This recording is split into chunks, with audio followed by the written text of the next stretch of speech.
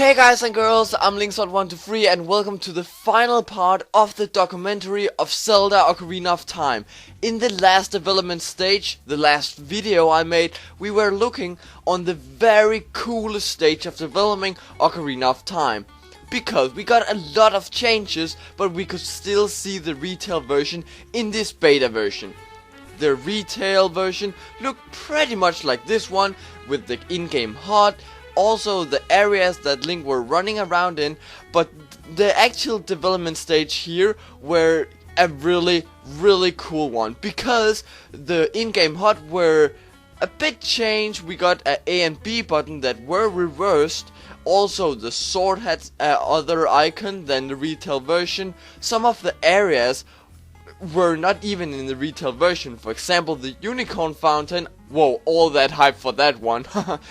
And also some other few changes. But I don't want to talk about that now, because if you want to see it, then just go back and look at part 3, because it's a really great part.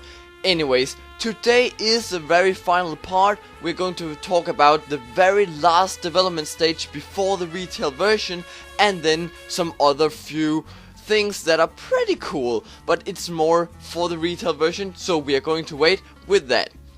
So, the very first thing to say here is the retail version. Yeah, it looks pretty much like this version. I will call it the pre-release, because this version is basically the retail version, just with some very few changes. For example, we can see on the very first screenshot here that Link is standing in the forest temple. It looks pretty much like the retail version. Actually, the whole area is pretty much the same. The only difference here is the C target. For example, you can see here there are some red dots around the sculpture instead of these yellow triangles in each side of, what can I call it, the target. So that looks pretty cool, and it's also appearing in the last beta stage. So yeah, still it's a beta thing, but yeah, I don't know, they just changed it the last minute before the release of the game. Anyways, we can also see on the C buttons, they are the same as the retail version. The bow also got a new texture, because we don't have these green textures in the middle of the bow. This is the original bow used in the retail version, with some blue things in the middle. That looks pretty cool. The Master Sword got a other texture than the retail version though. It looks pretty cool, but it also looks very early. This texture was also used in the last beta stage, so it's pretty cool. Another thing is also that you can clearly see it is adult Link, but he's still got the fairy ocarina. This makes no sense, because Ocarina of Time, it's the blue ocarina, and this is the fairy ocarina that you are getting of Saria when you are leaving the forest, the Kokiri forest there. So this makes really no sense.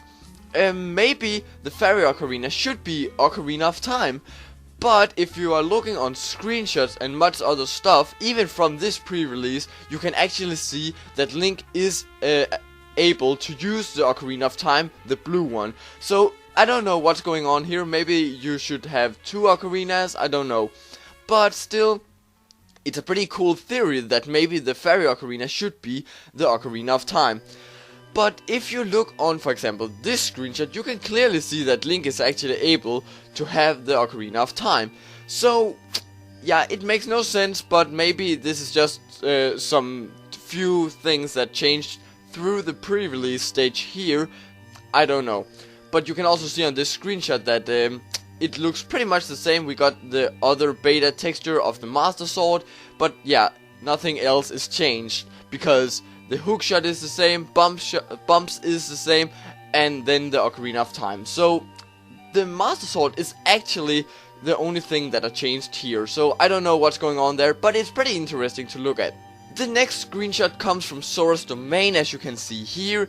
This also looks pretty much like the retail version, but still it looks kinda early actually, because the first thing to talk about is the minimap here in the right corner, because it's still got this square around the actual map. It looks pretty cool. We also saw this in a previous beta screenshot from the last development stage, so that's pretty interesting. Maybe this pre-release contains some few beta elements, but all in all it is the retail version. Pretty cool. Anyways, we can still see it's young Link with the Kokiri sword and the Kokiri shield, so that nothing is changed there. The Kokiri sword on the B button is changed though. The icon looks pretty early, and we also saw this in a previous screenshot. You can see a bigger icon of it here, or just some kind of a upscaled one. So this looks pretty cool. I really like this texture, but still it looks some kind of a sci-fi sword to me. You can also see on the torch in the left side it has another texture. You can see a little comparison here that this torch, the beta torch, is a bit more detailed than the retail one. It looks pretty cool to me because it looks like stone actually and not this simple texture. So I really wanted this torch to be in the game because it looks much better than the retail one. But yeah, it doesn't matter. If you look on the C buttons, nothing has changed there. We still got the Deku Stick, we got some Deku Nuts, but we also got the beta slingshot. Actually it's not a beta slingshot, but the only thing that are changed here is the icon. You can see an upscaled version once again here, so it looks really cool. It is a bit changed to the retail version. It has some red textures on it instead of these white ones, but still nothing is changed there dramatically. The next screenshot is a very interesting one actually. You can see here Link is standing in Gerudo Valley besides a cow and also this Gerudo women. But the interesting thing here is actually not Link, the cow or the Gerudo women. It's actually the in-game HUD. You can clearly see this picture also comes from some kind of commercial, because you can see some 64 top 20 and number 1 here, and also Zelda Ocarina of Time, some text there. The interesting thing is you can clearly see it's young Link that are standing here, but he's holding the Master Sword, the light arrows, the hookshot and even the Megaton Hammer. What is going on here? It makes really no sense, because all 4 of these items is actually unavailable in the retail version. Maybe this screenshot were just made by some codes just to have something in this magazine where this screenshot appears, but it's a really dumb idea to put a screenshot in a commercial that sells the game, but you can't do this in the retail game because all these items is unavailable for young Link. So what the hell? You can also see that it looks like Link is holding his hands together, and this could actually indicate that Link is holding the Megaton Hammer, because you can actually spawn the Megaton Hammer as young Link by using Gameshark codes, and you can see what happens here. Yeah, it looks a bit dumb because the Megaton Hammer is actually invisible for young Link, but still it looks pretty much the same as this screenshot, so maybe it's the same. I'm sure he's holding the Megaton Hammer, but why the hell does Nintendo sell the game by doing this? Because it's a false screenshot. Just put a slingshot and some Deku Nuts or something like that in it, but not all 4 items is unavailable for young Link. What the hell? So anyways, that's basically everything from this pre-release that are fun to talk about, because as I said before, it is the actual retail version, just with some very few changes and yeah, nothing else actually. So let's go to the retail version, and that's going to be a blast, seriously. So now to the final and retail version that we all probably have played because we are all true Zelda fans.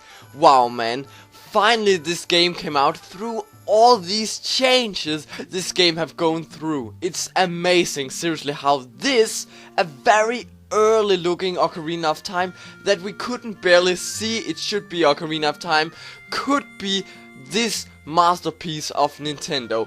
It's amazing how much this game actually have gone through. Just look at all these previous parts of the development of Ocarina of Time. It's actually really amazing, because probably we could see, okay, this is going to look like Ocarina of Time later on, but actually this game have gone through so much, and so many ideas have actually been scrapped through the development. But when we finally got the retail version out in the stores, many Zelda fans just ran down to their local game shop and just bought this game.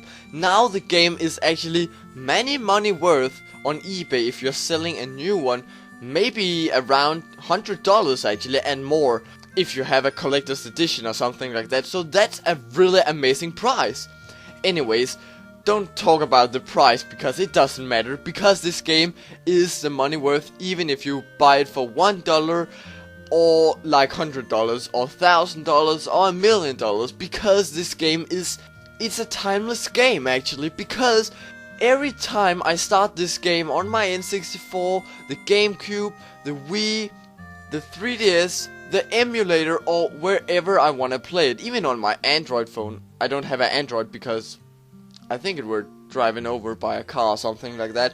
But anyways, each time I start this game up, it is not boring. It's not boring at all. But if the storyline begins to be boring and oh my god, I don't want to see Zelda one more time in Temple of Light and stuff, then I can just begin to speedrun it, because that's a whole nother thing. I don't want to talk about speedrunning and how you can play your game, but you can always just try to play the game in a different way. And this is really amazing. Also, you can try just to run around and have some fun in it. And if you don't think the game is fun, why don't try out my texture corruptment for each N64 game. This is a really cool thing. You can see some very few gameplay videos here of it. It looks really funny and it's even a bit creepy. So you can always just pimp your Ocarina of Time if it begins to be boring, and that's a really cool thing, I think, because the game is actually timeless, as I said before. You can always do new things in it, and that's really rarely seen in games nowadays, seriously. Maybe the textures and the models and the actual game isn't the best, but the game just keeps being fun, and that's actually pretty unique. But if all these things begin to be, boring and you don't want to try it out more, then just try to download it for an emulator and then patch the game. Yeah, you can patch your game to, many things. You can play as Mario, Samus, and all these things, but that's a whole nother thing. You can actually patch new storylines, new worlds into the game, so you can play a whole new adventure. That's pretty amazing, right? For example, you can play a game called Zelda's Birthday, where you need to collect some gift for her before you actually visit her and gives her all the gifts.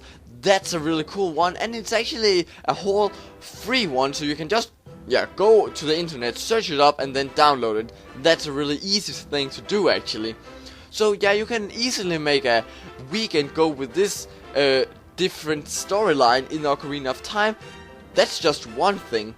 For sure, there is trillions of fan projects for Ocarina of Time. For example, there is a team called Team Beta Triforce that actually wants to recreate the beta of Ocarina of Time. See, now this is really cool, and I think it's really worth to mention, because now I have been talking about beta and even more beta. But if fans are actually trying to recreate a beta game or a development stage of Ocarina of Time in the retail version, wow, they really need some claps. Seriously, because it takes many hours, even days, even weekends, and even, just weeks to create something that are worth playing. So when fans are doing this and then are putting it up on the internet for free for all of us fans that are not that good at modding, wow, it's amazing how people are actually kind to some of us, seriously. And if you don't want to patch the game and do all this modding stuff, then you can also just try out some Gameshark code that allows you to play some beta stuff in the actual game. And I don't want to talk about the hot change or something like that, and the tonic change of the color, no. Actually, you can also play some beta worlds in the actual retail game, where you enter this code and then you will spawn in some weird places.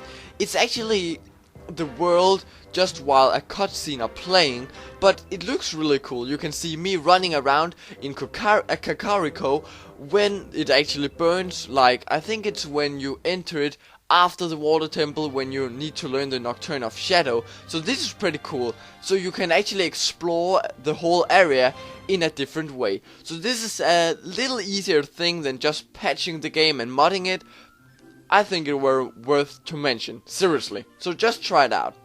And if you want to try it out, then just search up the code, for example, Zelda Ocarina of Time Beta World or something like that, then it should pop up, because it's a very known code, so it's easy to find. One of the most known fan projects for Ocarina of Time is the Ura Zelda project. You probably have heard about this because it were very known between Zelda fans around the whole world. The Ura Zelda project is actually an unreleased version of Ocarina of Time that were created in the retail version. Ura Zelda should be available for your N64 Ocarina of Time cartridge when you connected your N64 with the N64DD. If you don't know the N64DD, it's a disc version that could be an add-on for the N64, so you could play an expanded version of the game. For example, you can see here, it looks very gigantic, really. This is a machine that plays floppy disks at the same time you're playing your N64 cartridge. So it's a really interesting thing, but still it's a very old machine. You can see it with the floppy disk, and also the N64 itself. It's around 20 years old, so that many years actually. Anyways, when you have connected your N64DD with your original N64 console, and when you have put the Ocarina of Time cartridge in the N64, and then the floppy disk with a Ura Zelda disc in it into the N64DD, then you should be able to play the Ura Zelda. Sadly, the whole idea about the N64DD was scrapped because it didn't run that well actually in Japan. It were only released in Japan, but you can still buy it on eBay, probably also Amazon, for a lot of money. I think it goes from $1,000, so yeah, it's a really bad start at the price, seriously. And now you probably got the idea about, oh, then I can just buy this N64DD and then the floppy disk of Ura Zelda. But sadly no, you sadly can't, because Ura Zelda, the floppy disk, the disc or whatever you wanna call it, is actually a very unreleased version of these floppy disks. You can buy some few of them, some Mario Artist and Dashing the Giant or something like that, some very badly ones, also some F-Zero I think it's called, maybe, I don't know, I don't remember these. I also think you can actually buy a Super Mario 64 one, but it's fucking rare. Anyways, you can't buy the Ura Zelda disc because, yeah, Nintendo just kept it to themselves because, yeah, I don't wanna even say it. So back to what is Ura Zelda actually. When the N64DD were connected with all of the other things, then you should be able to play an expanded version of Ocarina of Time. Fans says when the N64 were connected with the N64DD, some new dungeons should be added into Ocarina of Time, for example the Ice Dungeon, Ice Temple, and also the Wind Temple. So this is a really nice theory actually. Also a lot of other things should be changed, but this is more like a detailed things that should be added. For example, footsteps in the sand when Link is running into it. This is really nice actually, and also a shadow on Link in the different angle that the sun is shining at him. This is really cool, and this could make the game much more modern actually, because yeah, shadows, footsteps in the sand that should be remembered to next time that you are visiting this area, for example. So this is amazing, seriously. So all in all, Ura Zelda is a whole new adventure, and it's sadly unreleased for the whole public. No one can play this. But, yeah, there is always a but. After many hours of research on the internet, I found something very interesting about Ura Zelda. Miyamoto and even also some fans says the disc for the GameCube called Zelda Ocarina of Time Master Quest has some Ura Zelda elements in it. I know Ocarina of Time Master Quest is a harder version of the reatail one called just Zelda Ocarina of Time as we know it for the N64 and also for GameCube. But in Master Quest there was some few differences. For example, we got harder dungeons, but that's basically it. After many hours of research on the internet, I found something very interesting. Fans and even Miyamoto says that the Zelda Ocarina of Time Master Quest disc for the GameCube has some Ura Zelda elements to it. Because harder dungeons, then it actually should be Ura Zelda. I don't know what to think now, because yeah, it's harder dungeons, but nothing else is changed. Not the graphics, not the details in the actual game, so it makes really no sense at all. And for sure some fans began to think, okay, Master Quest is actually the whole game of Ura Zelda, but it's sadly not, my dear friend, because Master Quest is just an extra game for Ocarina of Time, so the game just don't begins to be boring for some players. Also, so they just got a harder time playing the game, and that's a really cool thing. But Ura Zelda and Master Quest can't be the same game, because I know Master Quest, yeah, it's a disc version of Ocarina of Time, but it doesn't mean that it is Ura Zelda just because Ura Zelda is also on a disc or floppy disk or whatever you wanna say. So yeah, just drop that idea, because it doesn't matter, because Master Quest and Ura Zelda is two different things. So back to the Ura Zelda project, because this is actually a very interesting project, because they were trying to recreate a whole nother game into Ocarina of Time, and that takes some time, seriously. Fans around the world have been really amazed by this, because it was a whole nother game actually. You can see screenshots running on the screen right now, and it looked really cool actually. Just look at all these different areas that were added in the game, new dungeons, new textures, even new models in the game. It's amazing, seriously, and I even can't believe that it's possible to mod the game to this. A whole nother game, put it into reatail Ocarina of Time. Amazing. There's no doubt that the project makers took this really seriously actually. They made soundtracks, they began to create a whole nother world actually, so that's a giant thing to begin at. They created sketches for the game, so it was really organized. And I really like this idea because they took it really seriously, so you knew that, okay, this is going to be to the end. It won't just stop in front of me and I will be really depressed. After 2 years of the development of the Ura Zelda project, the project began to really slow down actually, because Seth, the head leader of this project, began to have some personal issues, and yeah, he couldn't create more on this project. And okay, that's fine, just take another one. Take some of these modders he got behind him, because they were really amazing guys. It's amazing. But then yeah, the project just began to slow down. Then nothing came out in a year, maybe a half year, I don't know. And then we got the sad message from Seth and 64, I think, about the project was cancelled, and some fans are saying it was Nintendo that shut this down, but Nintendo could shut down a project because it was just an add-on for Ocarina of Time. You couldn't play Ura Zelda project itself just by having the patch. You need to patch Ocarina of Time, so nothing should be illegal there. We all know the project Zelda Ocarina of Time 2D that have been shut down by Nintendo because it was a separated game. Just download the game and you should be able to play it. So that's a kind of another thing. Anyways, this theory about it was shut down, yeah, it's fake.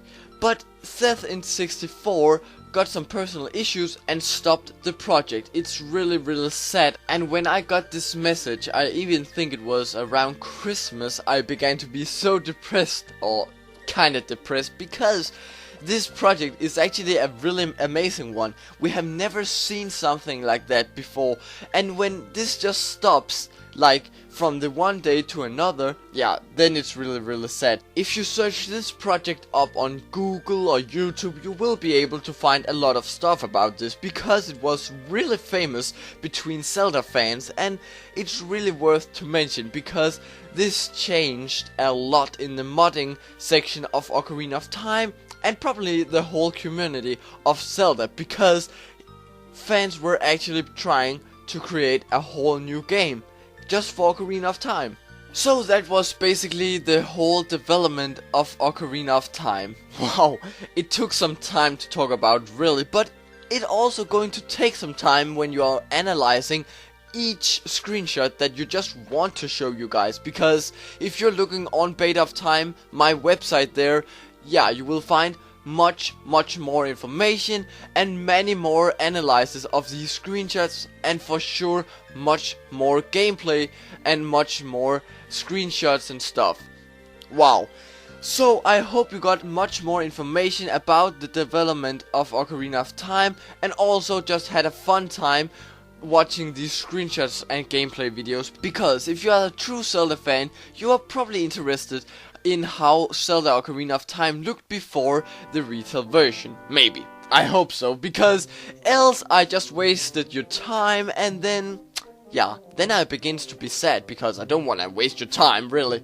So thank you so much for watching these episodes of the development of Ocarina of Time. I hope you all enjoyed watching this, and if you really enjoyed it, if you enjoyed watching my videos, make sure to throw a like after them, and also comment, because I want to know what you guys are thinking about all this, and what do you want me to do next time. Really. I hope I see you in the next video. It was Linksword123 signing out now. See ya!